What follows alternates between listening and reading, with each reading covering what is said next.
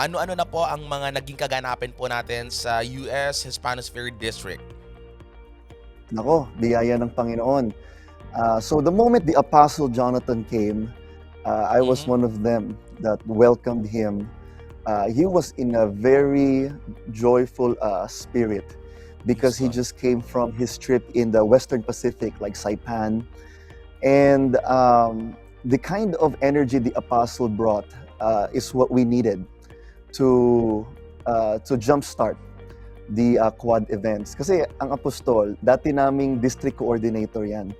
So, kumbaga nami-miss namin yung Mhm. kanyang presence, yung kanyang vibe. And he's just looking forward, he's excited, and he says, hey, I know a lot of good things are coming up our way. Kaya talagang pinaghandaan namin, Presbyter Test made sure, katakot-takot na mga meetings, Mhm. meeting Yes. here, meeting there.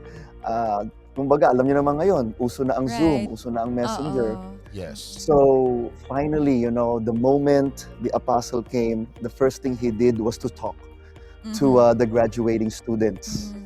Kita na namin sa group chat yan. Where are the Mhm. Yeah. graduating students? Where are the pastors? Mhm. And so he started, sharing his journeys, his trips, updates about his ministry, and just asking about how everyone are. Mhm. And then, eto na, wag na, hindi naman nagkakagulo-gulo na, pero we're already making sure, Yes.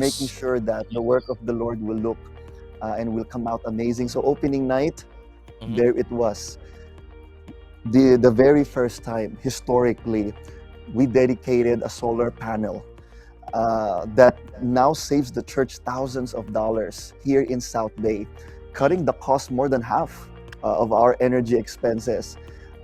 And after that, we had a dedication for the Cornerstone store, merchandise store in our Mhm. South Bay Mhm. church. And then, I guess, inspired by the Mhm. beautiful VIP guest rooms that we have Mhm. all around the world in our churches. We Mhm. also dedicated our very own. And by God's grace, ang ganda ng kinalabasan. Speaking of the bishops, we Yeah. had guest speakers that made Mhm. this very special. We had Presbyter Mona Kiliao, Bishop Yes Ossie. po. We Mhm. Yes. had Bishop Reynald.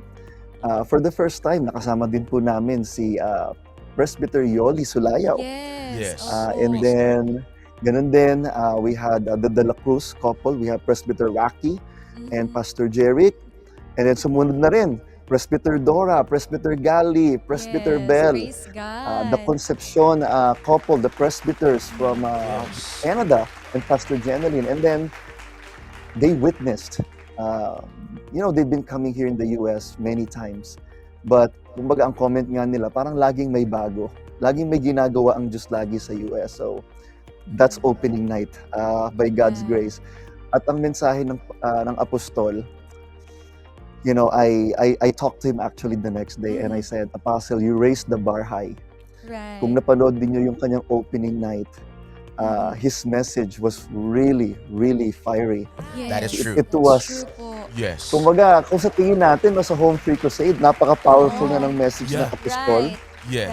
Right. Yung kanyang message na, why do the nations rage? Mhm. Mhm. It was so relevant.